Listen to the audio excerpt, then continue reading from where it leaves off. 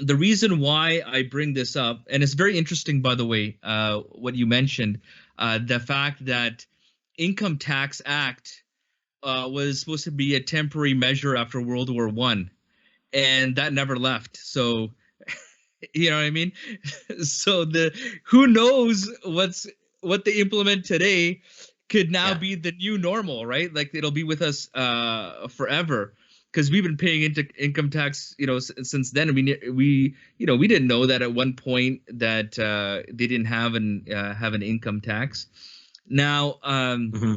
the reason why I say this is it's subhanallah, a duality between the instructions you're getting from leaders and people of authority, and then this natural disposition of people to perhaps rebel. So for example, in Ontario, they're talking about that you can get fines if you ignore some of the government's orders of staying away from basketball courts and playgrounds and recreational facilities. You can get fined from anywhere from $750 to $100,000.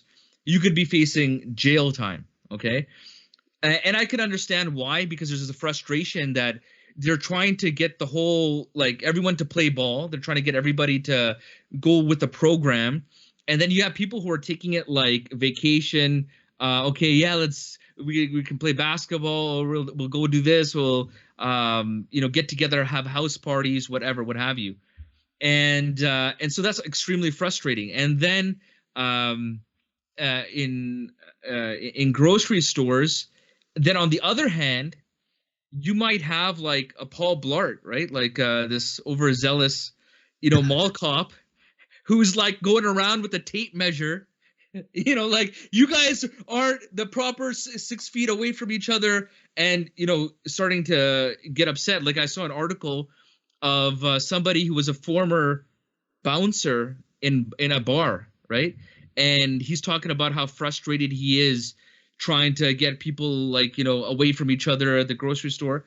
Part of that could be like people aren't taking the rules seriously, but could it be like, those people who don't know how to use wisdom and trying to get people to follow the rules? You know what I mean? So I think the reason why I'm saying this, I could see the situation getting out of hand. You can have Hmm. people who take it hyper seriously and start freaking out if you break like these certain guidelines of it's like, you touched your face, and then they're videotaping, why'd you touch your face, why didn't you sneeze into your elbow, bro? And then you know what I mean, it's a confrontation.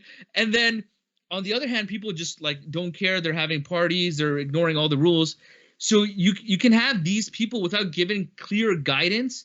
Hey, this is how we need to conduct ourselves, this is what happens when you break the rules.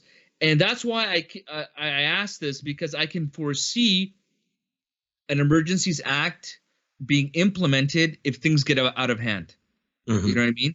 From both sides. Like, you can have people who just are taking this opportunity to like make you like really stick it to you, stickler for everything within the rules. And then you could have some people who are just laissez-faire, they don't care, they just want to do what they want to do, type of thing. You know what I mean? No, I think there is a real risk of legislation like that being misapplied. First of all, you're right. I think it would only be all the signals that we're getting right now from the federal government is that something like that would probably be instituted if they feel the powers they have right now through local law enforcement and the military are somehow insufficient. But the whole Mm. purpose of legislation would be to enable them to do something that they currently can't do right now, and that Because might you be heard about what happened in New York, right? They have like several thousand police officers that have tested positive for COVID-19. So, right. that's another threat, right? You're trying to implement the law, and if do police officers, for example, have personal protective equipment? You know? All of this stuff is totally uncharted waters. Like we, Yeah. from a legal point of view, there is no everything in the law operates on the basis of what's been enacted through legislation and statute, or based on what we call kind of previous precedent. judge-made law, the common law, received law. Right? The situation that you're describing where and the police force may or may not have protective equipment, and they are or are not enforcing the laws properly, and you've got a breakdown in kind of that law and order situation.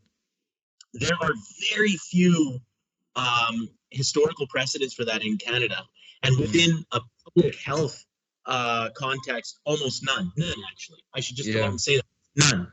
What we are seeing unfolding before our eyes is the precedent.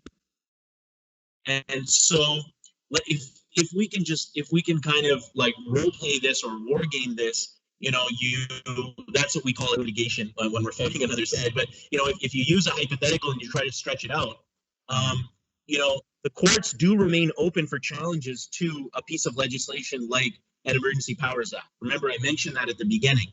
The courts open for injunctions. So you could theoretically go in there to get portions of it restricted or struck out, or certain agencies and departments not being able to carry out the powers that they believe have been conferred to them through this legislation. So that's number one. But what would that look like? No idea. No idea, because there's no previous case to compare it to. Yeah. And I think there's going to be I feel there's going to be a lot of litigation right now, because even with whether you're talking about insurance, whether you're talking about tenant landlord, whether you're talking about employment issues, as you said, this is uncharted water, for everybody, absolutely everybody. And with that chaos, that's why I feel it is so important at times like this to keep your sanity, is to turn to Allah subhanahu wa ta'ala. And not, get swept up with all the uncertainty, because at the end of the day, you have to live by your, I would say, core principles. Or this might be a time for you to evaluate your core principles. Right. And then after that, you can't really control the situation. Do I feel that the New York police are providing enough protection, or do I have to have protection of my own? I look for protection from Allah.